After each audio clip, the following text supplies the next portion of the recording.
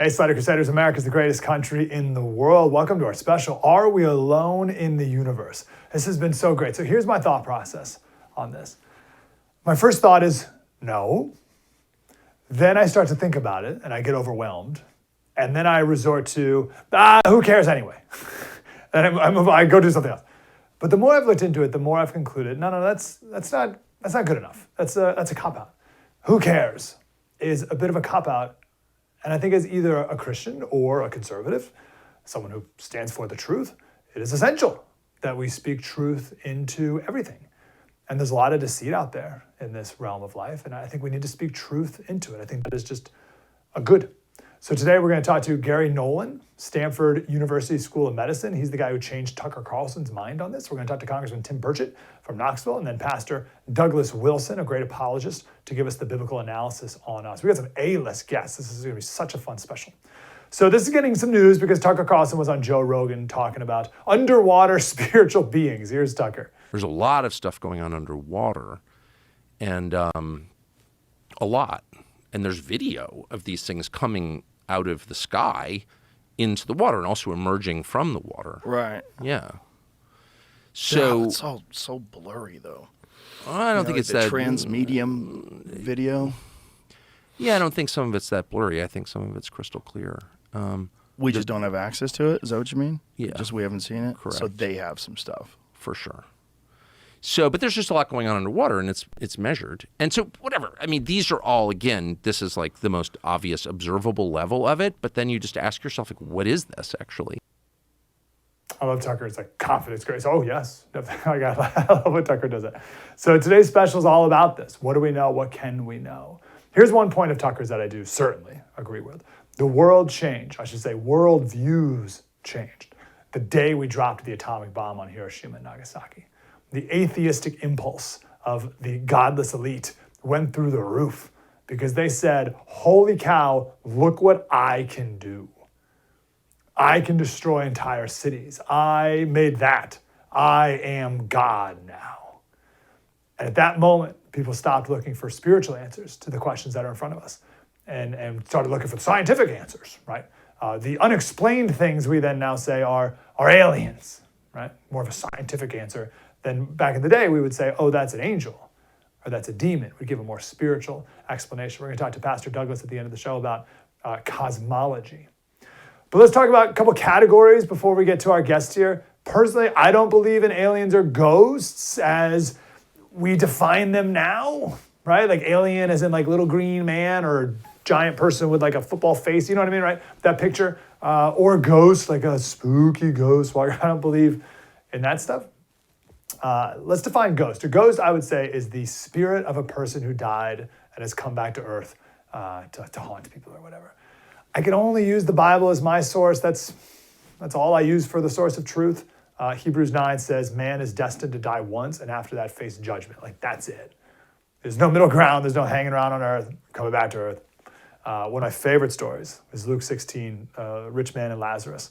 So Lazarus, the poor man, died, was carried by the angels to Abraham's side. The rich man died and was buried. And in Hades, being in torment, lifted up his eyes and saw Abraham far off and Lazarus by his side. And he called out, Father Abraham, have mercy on me. Send Lazarus to dip the end of his finger in water and cool my tongue. I am in anguish in this flame.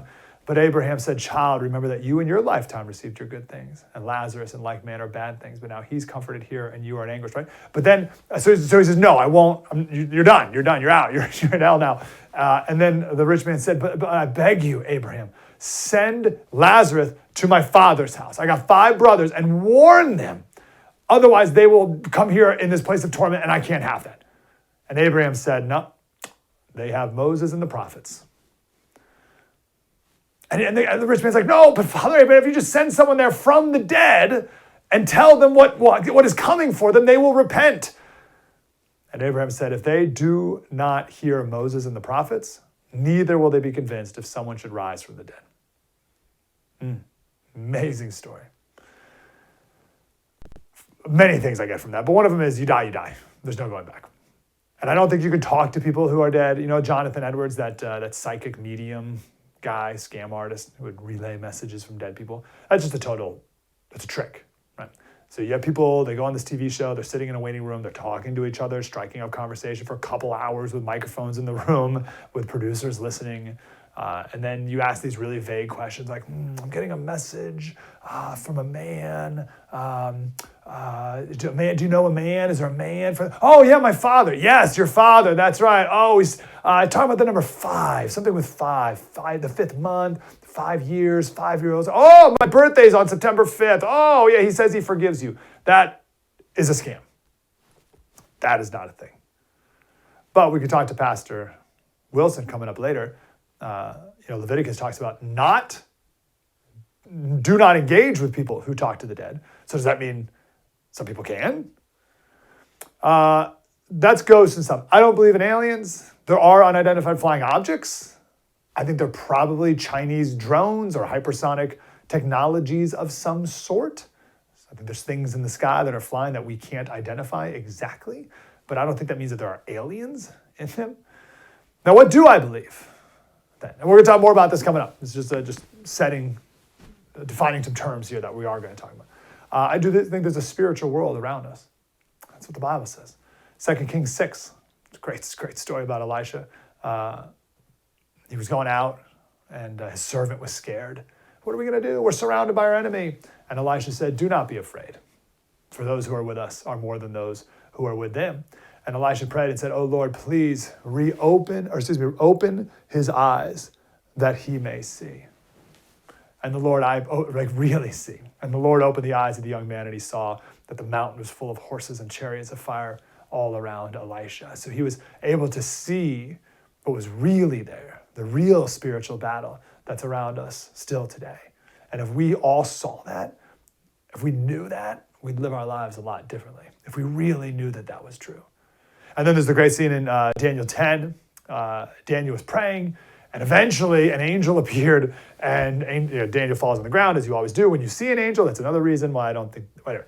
We'll get to this later. But the angel's like, oh, hey, man, sorry, I heard you right away. Your words were heard. I came as soon as I could, but the prince of the kingdom of Persia opposed me for 21 days. But then Michael, one of the chief princes, came to help me.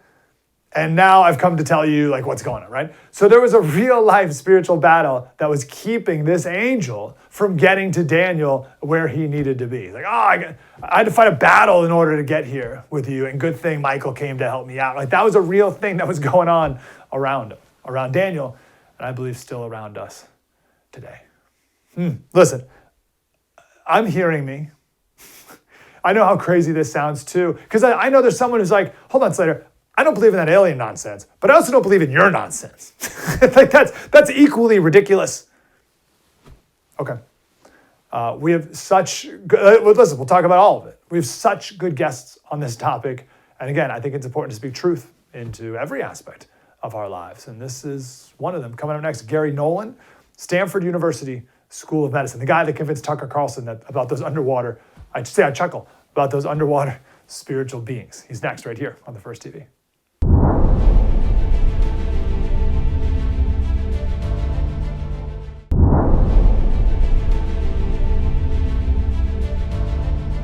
I interviewed someone who was a Stanford medical school professor who's out there and worth talking to, by the way. And You talking about Garry Nolan? That's exactly who I'm talking about. He's effectively an expert witness in these cases, so he's an expert in brain injury. Do you know him? Yeah. Yeah.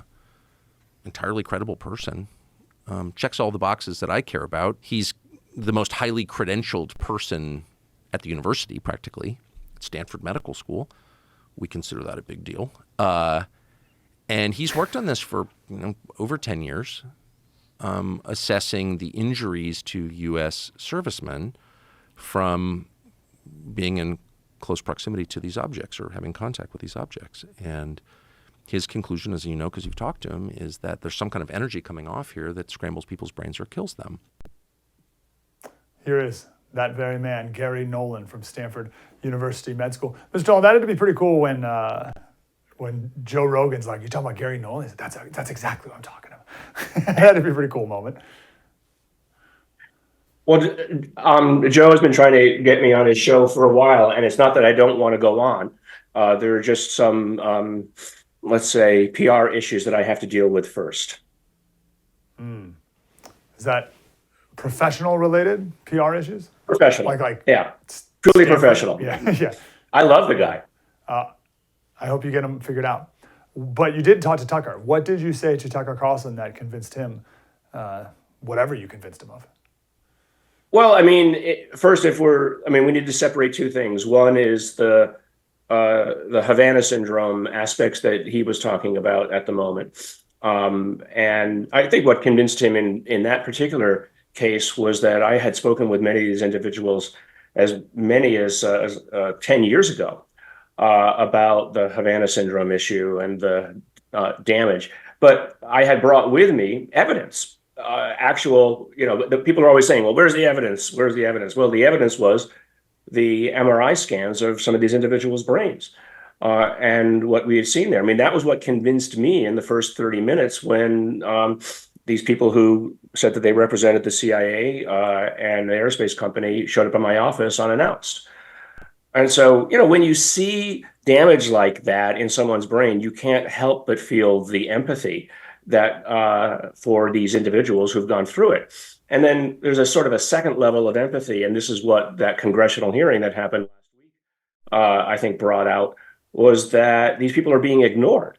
I mean, who wants to tell the truth about what it is that you've experienced and then ended up with extreme damage and then have somebody laugh at you in the face?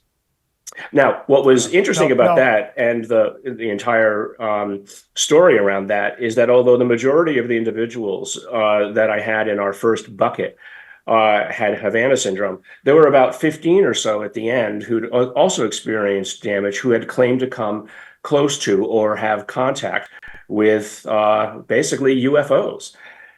And, at the time when this happened, it was really my first interaction with anybody about this. And I actually thought it was a huge joke.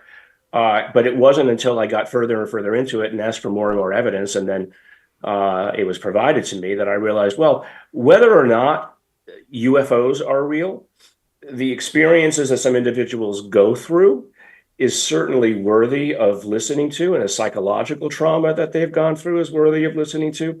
And these aren't just, and not that it should matter, these aren't just people off the street.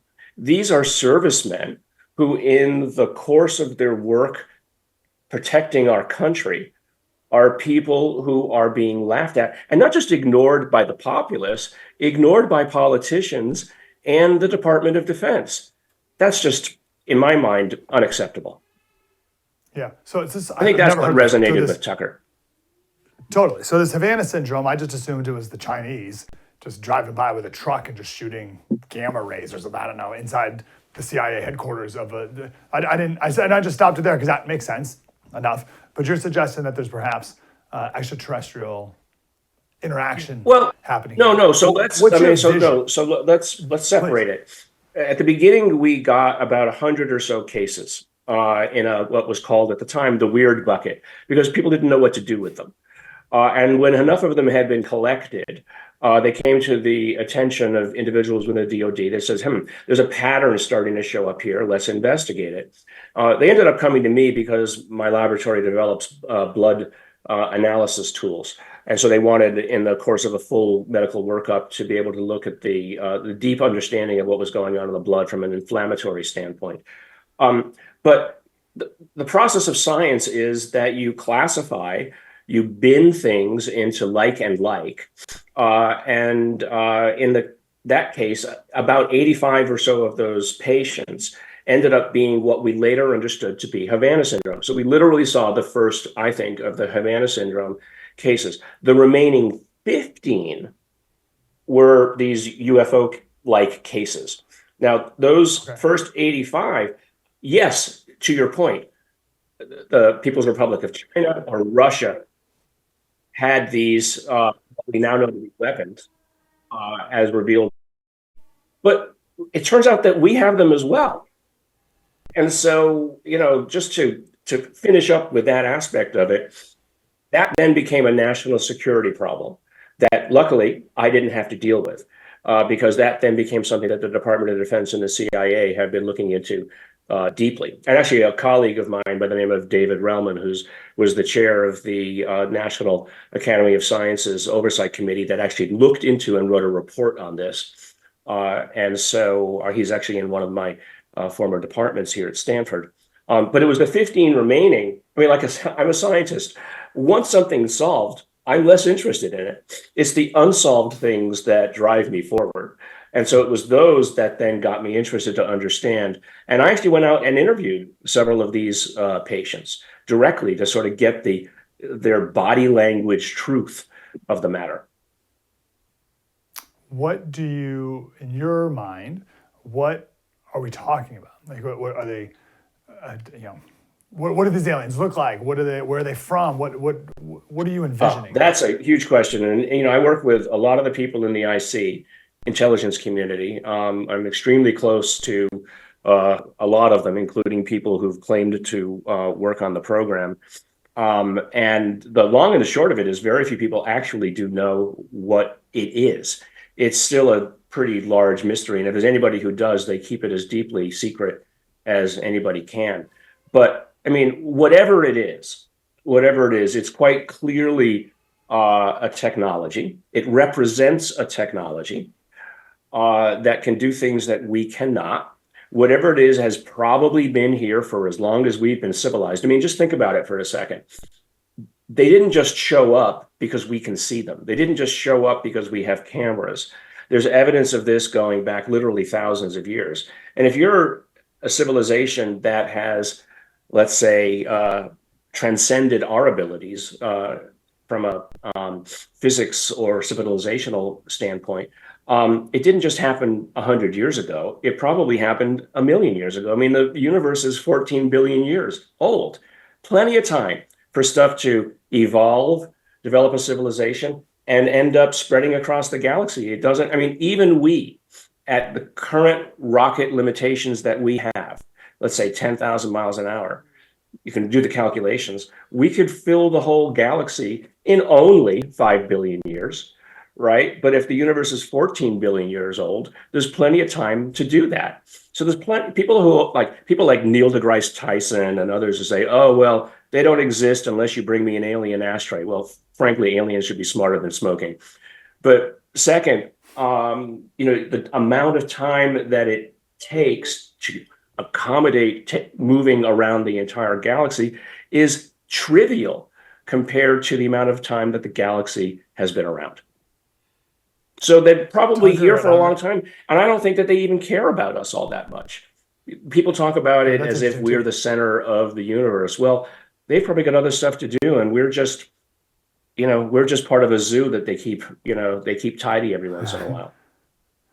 Tucker, and I don't know if this came from you, but Tucker talked about underwater beings or forces. Have you looked at that? Right. Yeah. So Rear Admiral Timothy Gallaudet, who actually is an advisor to the Sol Foundation, which is something that I started here at Stanford to look into all of this and basically bring a level of academic credibility to the matter. He has written, he wrote a piece about it. It's on our website about USOs, unidentified submerged objects. And there's innumerable examples of things that have been seen by the military moving underwater at near hundreds of miles an hour. And that's just something that we can't accomplish. They're seen. There was actually an incident where something was bumped into. They're observed by merchant ships coming out of the water. This whole idea of transmedium travel, something that goes from the water out. Now we see that, let's say, in our own conventional sense, if we shoot a missile from a submarine under the water, out of the water. But it's very rare that you see things go in that aren't a crash. And so this whole idea of transmedium, something that can move from water to air, air to space, is something that, frankly, we just don't have. And the last time I saw it was Voyage to the Bottom of the Sea when I was a kid as the TV show, The Flying Submarine, right? We don't have anything like that. We only got about 1 minute. My last question for you. What do you do and what do you suggest others do as you, Garry Nolan, you're walking around Stanford University Medical School, and they say, oh, there goes Garry Nolan, he's amazing at his biomedical engineering, immunology, whatever. But man, that guy's a nut. That guy believes in aliens. What a crackpot weirdo he is. What do you say to that, and what should we all do with that? I say I welcome it, first of all. It doesn't bother me one little bit, because I know I'm right. But the point is, I'm not making a conclusion. Right? The whole idea in science is it is about the data. If I can convince another person that the data is real, then that individual and I can have a conversation about what the data means. It's when people come to conclusions that they make the mistake, because I can come to the conclusion that it's aliens from Alpha Centauri. Well, no, Gary, it's not. It's aliens from Zeta Reticuli, right? So I'm wrong. Or it's something. So you just don't come to a conclusion. You get and at least for scientists, you get them interested in the data. If they're not interested in talking about the data, okay, fine. There's plenty of other people. But I go to Harvard, give talks. I go to Yale, go anywhere. I'm telling you, they come to me and they say, "Hey, at the end of your talk, Gary, would you please talk about the alien stuff?" Everybody wants to hear about it. It's well past the point. And Lou Elizondo, Chris Mellon, and any of a number of others have really been the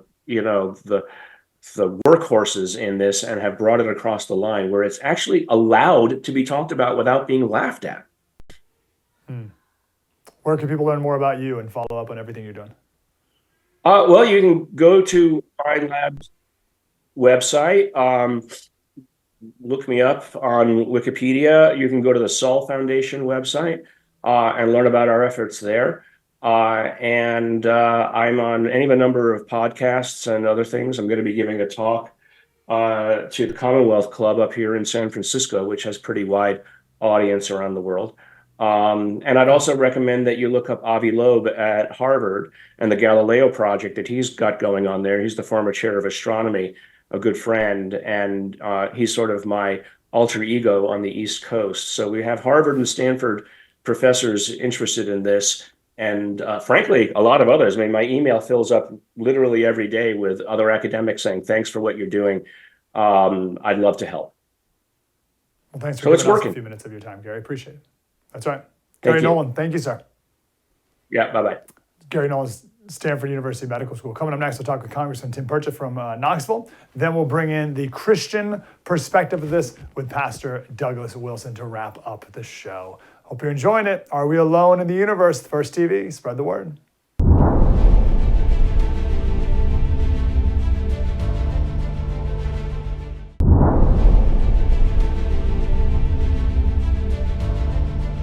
Hey, Slater Crusaders, welcome back to our special, Are We Alone in the Universe? Want to bring in some official government sources here. Tim Burchett, a congressman in the Knoxville, Tennessee area. Congressman, how are you, sir? I'm great, brother. Thank y'all for having me on. What have you seen that makes you so passionate about this topic at all? Well, seen a lot. Some of it I can talk about, some of it I can't. But, I've said all along, this thing is not about little green men and flying saucers. This is about the government. It's about transparency, the government not showing us what they have. I sit in these rooms with this dude with a man bun telling me that these things don't exist. Yet they will not release the files. They will not release redacted reports. They will not release at least photos to the American public, maybe some that I've seen or some of my colleagues have seen in the SCIF. And it has all the markings of a government cover-up. There's a lot of things involved. Arrogance. We don't need to know. We don't have a right to know. Yet we're spending tens of millions of dollars. And you got to realize, too, the war pimps at the Pentagon they can't account for over $500 billion, and they've never passed an audit. Never an audit. It's not unpatriotic. I'm not against the military. My dad fought in the Corps in the Second World War. Heck, my mama flew an airplane during the Second World War. She lost her brother fighting the Nazis. So I'm patriotic. My wife is a Navy widow. My daughter's deceased biological father was a master chief on a Navy sub. I love our military. I love our fighting men and women. It's not about that. It's about government bureaucracy not letting us know what they have and what they're using our billions of dollars for, literally. You say it's not about, the info here is not about little green men. What kind of even thing are we talking about, if not little green men? Well, we are. I think we're talking about extraterrestrial. I think we've got sworn testimony from patriots, literally. And I talked to one of our former top pilots and literally in the world. When you talk about top pilot in America, it means the top pilot in the world, because nobody stacks up against our men and women in uniform, and telling me that this craft flew within 14 feet of his canopy. Now, what is it? And people are going to say, oh, it's secret military stuff. Well, we would not risk the lives of our fighting men and women in a $500 million aircraft that have been trained at the cost of multi-millions. We would not risk their lives in something like this. So something is going on. I've had admirals sitting in my office before telling me something's going on. Some of the top men and women in the country have seen things and they're not, and when they do, I've even had testimony. I've talked to pilots that literally had to destroy things because when they fly back, if they see something and it's reported, and that right there is the Tic Tac videos, not TikTok, but Tic Tac, not like the Chinese communist propaganda media machine, but it's literally, if you turn it one way, it's shaped like a Tic Tac candy. That was filmed, one of our top Navy pilots. Yet the government said those things don't exist. And then they said this film doesn't exist. Well, it was leaked, and I'm pretty sure I might know who leaked it. But and then they said, well, it's a phony. And then the pilot who was there said, no, in fact, I was the one it was my plane, and I've talked to these people. So what do they got? Why won't they let us know? I have the top clearances in the world, and yet I'm denied access to this stuff. And the public's getting aggravated, and they should. Is there an argument, Congressman, that we can't let the American people know what this stuff is because it will freak them out?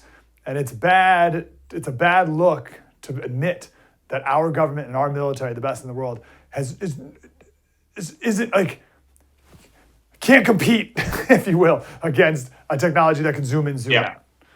I've heard all those arguments. I've had those meetings, in a hallway where somebody pulls me off to the side and says, Burchett, man, we don't need to be letting this stuff out. People are not going to be able to handle it. And I'm a born again Christian, and they'll tell you that it's going to disrupt the religious, mainstream or whatever. But I mean, honestly, do you think we're the best that God can do? We're literally, I go out every night and I look at the stars. My dogs always have to go to the bathroom. They never seem to want to go to the bathroom in the middle of the day. They always want to go out when I'm asleep in the middle of the night. So I go out, I look at those stars. In the vastness of God's universe, these stars, the light you're seeing is so far away that some of those stars don't even exist anymore. Brother, we are just a grain of sand on a billion beaches. And honestly, I mean, again, you think we're the best that God can do? I sure don't. Genesis 1, God created the heavens and the earth. And then you go back to Ezekiel chapter 1. Ezekiel saw the wheel. There's historical documentation. You go into the hieroglyphics. You go all over the world, and there's craft that have been drawn on side of cave walls, inside pyramids, things like that. And I mean, honestly, I'm not afraid of it. I'm not afraid of knowledge. I'm not afraid of, if they had this kind of incredible technology, they could have ended us a long time ago. And I'm not afraid of it, but I am afraid of a government that does not fear its people. And that's currently what we have right now. On the Christian side, we're going to talk to Pastor Doug Wilson coming up next to answer some of those big questions too. I guess my last question for you, Congressman, is what would it take in order for this information to ultimately be released?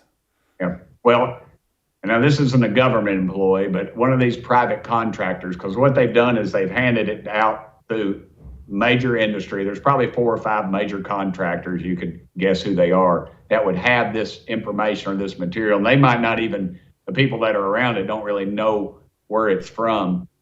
So they've given it out so it's unfoilable. You being in the media understand Freedom of Information Act. You request these things under government entities, but I can't in a private enterprise. So these contractors technically, excuse me, are not government entities. So either going to have to take one of those scientists, walk out with undeniable proof, showing us where, taking us in, and disclosing it, or a commander-in-chief with enough guts to release this stuff.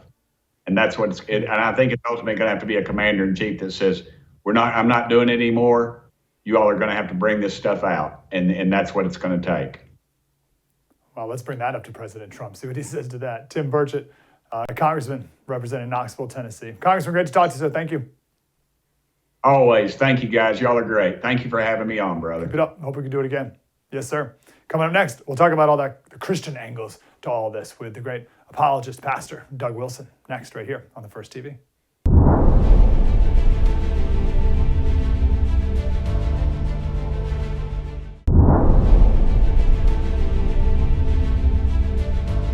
And welcome back to our special, Are We Alone in the Universe? Let's look at this through a biblical perspective, which as far as I'm concerned is the only one that really matters. Pastor Douglas Wilson is here. It's an honor to talk to you, Pastor. How are you, sir? Great. Good to be with you. Why do we say, oh, these are aliens and not something of a more spiritual, like saying these are angels or demons?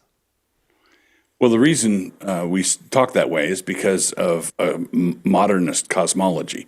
We have been trained to think in certain categories. And if the same phenomena that people are talking about now with UFOs and that sort of thing were to appear in 1300 during the medieval period, they would have a different cosmology, a different metric, a different system of categorization that they would put all the phenomena in. And they would call them by different names. So when people ask me if I believe in aliens, do I believe that there are extraterrestrial life forms out there? I would say, sure. There's angels and there's archangels and there's thrones and dominions and principalities and powers. Colossians 1 talks about them, and we've got a number of, I forgot the cherubim and the seraphim. There are all sorts of extraterrestrials, all sorts of beings that are not human beings that are out there in the created order. But when I speak that way, I'm speaking with a biblical vocabulary, with a biblical cosmology. Modernists, schooled by Star Trek and Star Wars and countless science fiction books, have a different, they think in terms of little green men from Mars and aliens in spaceships. I think if someone says this weird thing appeared in the sky above us, they think of spaceships. I think of what it says in Ephesians 2, where the devil is the prince of the power of the air. Yeah, that's so good. Yeah, well, I am totally, because I've been a Christian for like 11 years now. So my cosmology, and I want to ask you to define that word in a moment, is entirely based off of E.T., and like, that's it. Yeah, that's it. So I start with that vocabulary and then fill in the blanks after. Gosh, that's so interesting. Right. What is cosmology? Is that a religious term? Is that like a theological concept or no? No, it's simply your framework for understanding the cosmos. What do you think the world around us actually is? So a modern physicist will look at the night sky and he sees the debris field from the Big Bang. That's what he sees. Now, he sees exactly the same he has the same physical sensations that a medieval theologian in 1300 would see looking at the night sky. They're both looking at the same blinking lights in the sky or steady lights in the sky. They're both looking at the same thing, but they have different frameworks for processing it. That framework is your cosmology.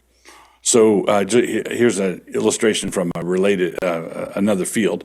But if we had never seen a crocodile or an alligator, if we'd never seen one of those, and then a paleontologist or a person who studies fossils came across the fossilized remains of a 28-foot crocodile, he would say, "Oh, a dinosaur." He has a certain narrative that he puts this in. And a modern, someone who knows about crocodiles would say, oh, a crocodile. He has a more contemporary framework. So everything rides on what assumptions you bring to what you see. So the framework of assumptions that you bring to what you see in the physical world, that would be your cosmology. And secular physicists have a cosmology. Christians have a cosmology. The trouble starts when Christians try to fit biblical vocabulary into a secular cosmology. That's kind of a mismatch. That's like trying to play checkers on a backgammon board. Or is the problem when you take a secular cosmology and fit it into a biblical framework, which is more problematic? Correct. Yes, that's also bad, and that's how you get things like theistic evolution. You've got the secular framework, and then you bring in God to make it go or to make it work. That's a form of theological syncretism, where you're trying to combine two worldviews that are fundamentally alien to one another. Okay, so let me ask this one first. How does evolution fit into this? Well, evolution is simply part of the secular cosmology, right? So when people talk about aliens, they'll talk about a race of beings that is more advanced than ours. What's the hidden assumption in that? Well, they climbed up from the primordial goo of their planet, just like we climbed up from the primordial goo of our planet, and we are not as far along. We don't have really fast flying saucers, and they do. So we think in terms of the technology accounts for the manifestations that we see, but we have the same overriding evolutionary set of assumptions when we're trying to account for their presence here. We account for it the same way we account for our presence here. We think that we just happened. Yep, that's right. They're just millions of more years ahead of us. So, all right. Yeah. So someone's listening, they're like, all right, whatever, you two wacky Christians. That person over there believes in aliens. You call them demons. You're both nuts. None of that stuff exists. What do you say to that? Well, yeah, basically that's sort of the diehard materialist superstition that says that all the cosmos is matter in motion. And the challenge with that is that there really are too many witnesses, too many repercussions, too many things going on for us to just backhand them and just dismiss them. Now, I believe we have to give an accounting for these phenomena. And I believe that it's much more reasonable to give a spiritual accounting for it than an evolutionary science fiction accounting for it. So, and then you can take the other evidence of the company it keeps. If you went to a convention that was attended by people who are really into UFOs, almost certainly you would also find at that convention vendor booths that were trafficking in occult materials, other paranormal sorts of activities. So the people who've reported on UFOs or claimed to have been abducted or have encounters with them sometimes manifest the same sorts of responses that have traditionally been associated with the occult. Things like automatic writing, for example.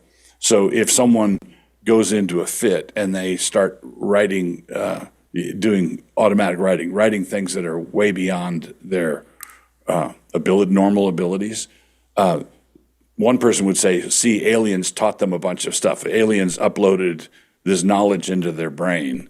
And a Christian would say, haven't demon-possessed people been doing this sort of thing over the years? Isn't this something that is historically associated with the spiritual realm? What are demons? There are two schools of thought within the two main schools of thought.